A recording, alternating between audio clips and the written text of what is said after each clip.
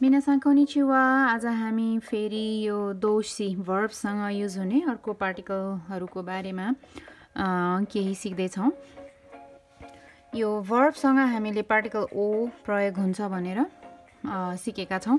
विशेष गरेर भर्बको अगाडि चाहिँ दोषीको अगाडि यो पार्टिकल ओ आउँछ। अहिलेसम्म हामीले मास फर्म मात्रै सिकेका छौँ, प्रेजेन्ट फर्म मास र मासेन, प्रेजेन्ट पोजिटिभ प्लस नेगेटिभ दुईटा मात्रै सिकेका छौँ, जसमा चाहिँ त्यो भर्बको अगाडि चाहिँ पार्टिकल ओ अहिलेसम्म प्रयोग गरिरहेका छौँ।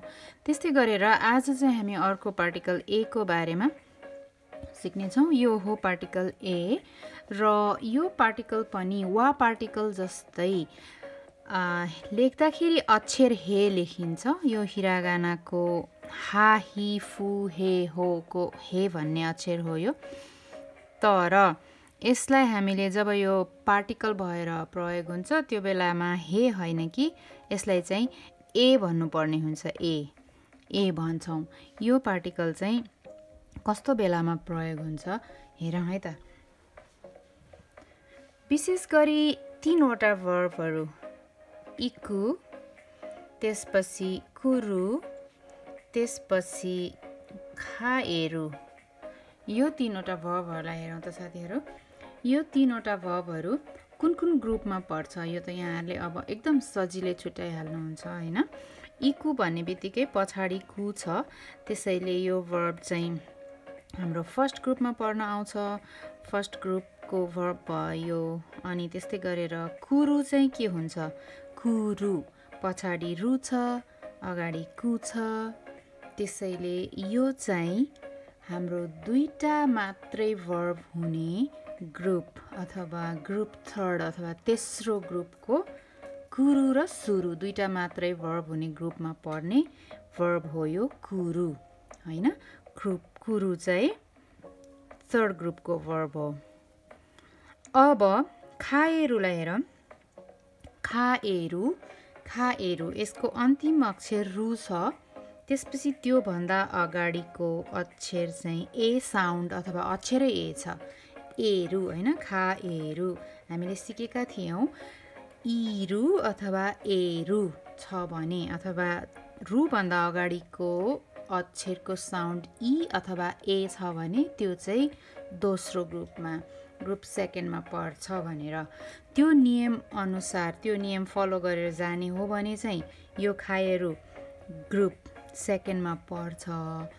तर यहाँ बुझ्नुपर्ने एउटा कुरा, जुनसुकै भाषा सिक्दाखेरि पनि साथीहरू त्यहाँ अपवादहरू धेरै भइ नै हाल्छन् होइन। त्यसैले यो एउटा रेइगाईमा पर्छ। रेइगाई भनेको अपवाद होइन। खाएरु भन्ने भर्ब चाहिँ दुईटा छ जापानी भाषामा, भनेको मतलब दुईवटा अर्थ लाग्छ खाएरुको। र जब हामी खान्जीमा लेख्छौँ त्यसपछि प्रष्ट छुटिन्छ, खाएरु दुईटाको अलग अलग खान्जी हुन्छ। तर अहिले हिरागानामा लेख्दाखेरि यो उस्तै देखिन्छ। खाएरु अर्को पनि छ खाएरु। अनि यो खाएरु जुनसँग पार्टिकल ए प्रयोग हुन्छ यसको अर्थ हुन्छ फर्कनु। अनि यसलाई चाहिँ अपवाद अन्तर्गत राखिएको छ। यसलाई रेइगाई भनिन्छ। अपवाद अन्तर्गत राखेर यसलाई चाहिँ मास फर्म गर्दाखेरि खाएरी मास गरिन्छ भन्नुको अर्थ यो चाहिँ फर्स्ट ग्रुप अन्तर्गत राखिएको छ यसलाई। र अर्को भर्बलाई एकचोटि हेरौँ, खाएरु। यो खाएरु चाहिँ नियम अनुसार नै सेकेन्ड ग्रुपमा पर्छ। यो सेकेन्ड ग्रुपमा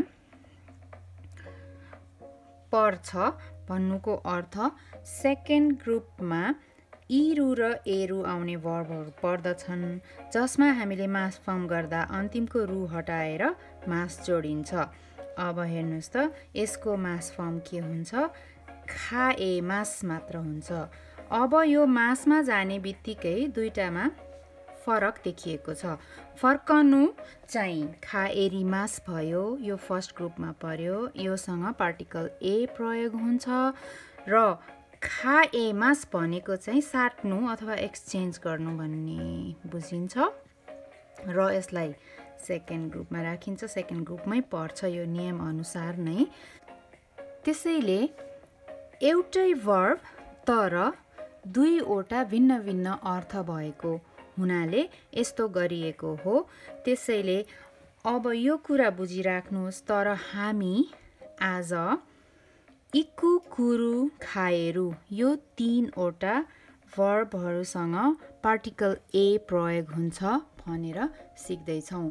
र कहिलेकाहीँ यो खाएरुको ठाउँमा अर्को एउटा वर्ब पनि युज गरेको पाइन्छ, त्यसलाई चाहिँ मोदोरु भनिन्छ।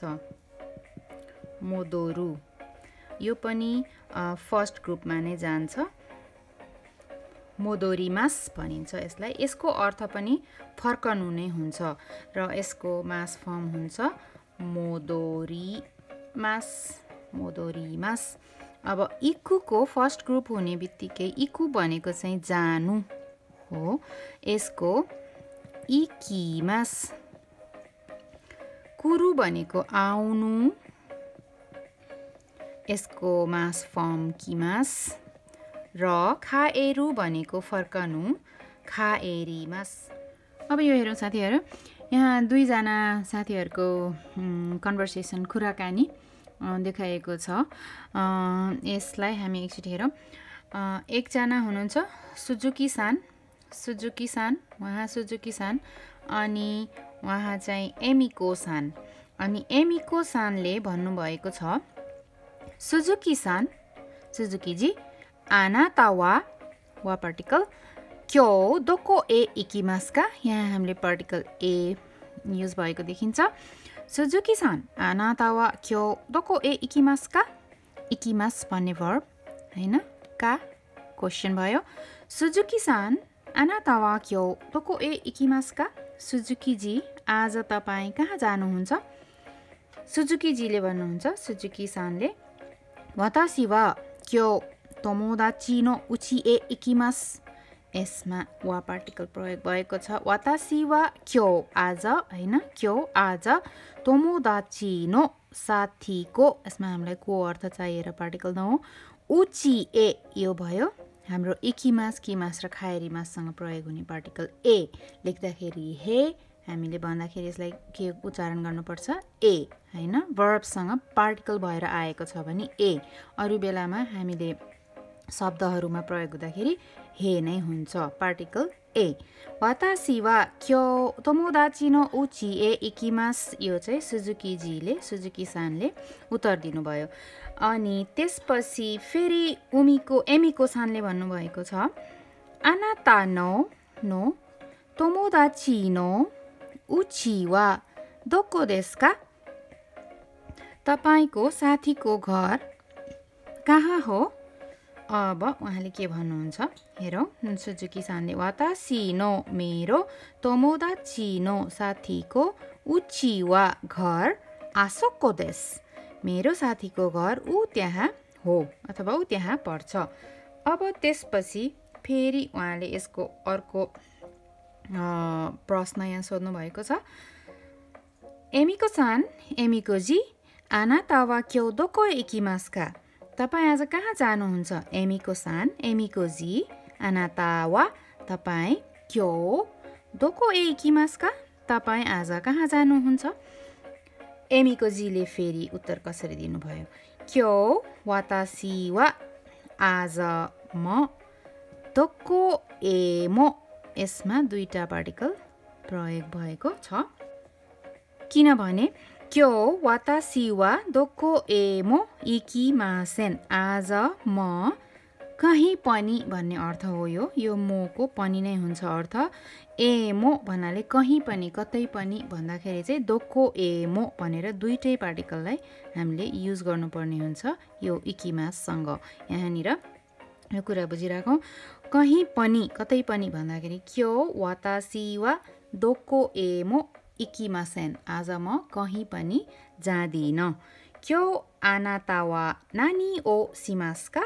आज तपाईँ नानी ओ सिमास का के गर्नुहुन्छ त? क्यो आज वातासी वा म नानी मो केही पनि भन्ने अर्थ भयो। क्यो वातासी वा नानी मो सिमासेन सिमासेन सिमासको नेगेटिभ फर्म सिमासेन आज म केही पनि गर्दिन क्यो वातासी वा नानी मो सिमासेन आनाता वा इचु उची ए खाएरिमास्का फेरि उहाँले प्रश्न गर्नुभएको छ सुजुकी सानलाई आज म चाहिँ केही पनि गर्दिन तपाईँ चाहिँ आनाता वा इचु भनेको कहिले वेन हैन कहिले उची ए यहाँ पार्टिकल ए युज भएको छ आनाता वा तपाईँ इचु उची ए खाएरिमास्का तपाईँ कहिले घर फर्कनुहुन्छ अब सुजुकीजीले के भन्नुहुन्छ सुजुकी सान वातासी वा म कोम्बाङ कोम्बाङ भनेको आज साँझ आज बेलुका कोम्बाङ आज साँझ उची ए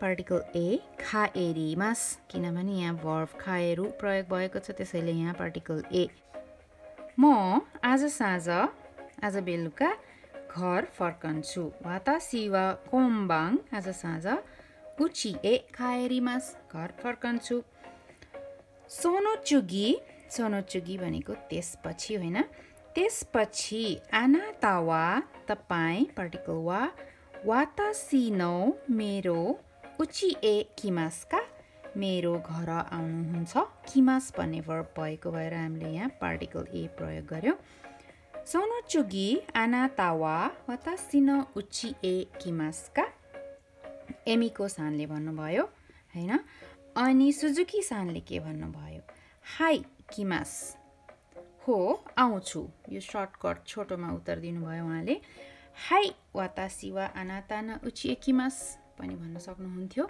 छोटोमा हाई किमास हो आउँछु भन्नुभयो हैन फेरि एकचोटि हेरौँ साथीहरू यहाँ दुईजना साथीहरू सुजुकी सान र एमिको सान सुजुकी जी र एमिको जीको कुराकानी हामीसँग छ यसलाई फेरि एकचोटि दोहोऱ्याएर हेरौँ एमिको सानले भन्नुहुन्छ सुजुकी सान सुजुकी जी आनाता वा क्यो दोको एकिमास्का आज तपाईँ कहाँ जानुहुन्छ सुजुकी जी तपाईँ आज कहाँ जानुहुन्छ अनि त्यसपछि सुजुकी जीले भन्नुभयो वातासी वा क्यो म आज तोमोदाची न उची ए इकिमास म आज साथीको घर जान्छु अनि फेरि उहाँले सोध्नुभयो आनाता नो तोमोदाची नो उची वा दोको देशका तपाईँको साथीको घर कहाँ हो अनि सुजुकीजीले भन्नुहुन्छ वातासी नो तोमोदाची नो उची वा आसोको देश मेरो साथीको घर त्यहाँ हो अनि फेरि उहाँले एमिको जीलाई प्रश्न गर्नुभयो एमिको सान एमिको जी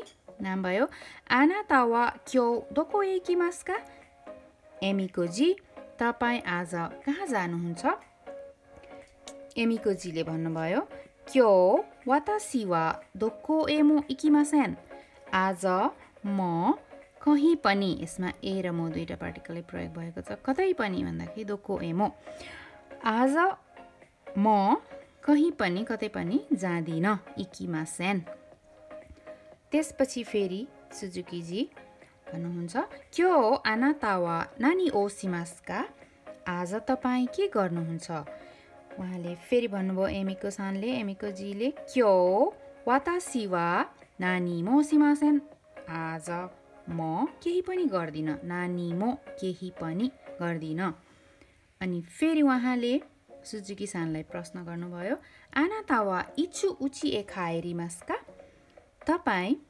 इचु भनेको कहिले कहिले घर फर्कनुहुन्छ अनि सुजुकीजीले के भन्नुभयो वातासी वा कोम्बाङ उची ए खाएरिमास म आज साँझ घर फर्कन्छु सोनोचुगी अनि फेरि एमिकोजीले भन्नुभयो त्यसपछि सोनोचुगी आनाता वा वातासी न उची ए किमास्का त्यसपछि तपाईँ मेरो घर आउनुहुन्छ यहाँ पार्टिकल ए भर्ब किमास भएको भएर हाई किमास हो आउँछु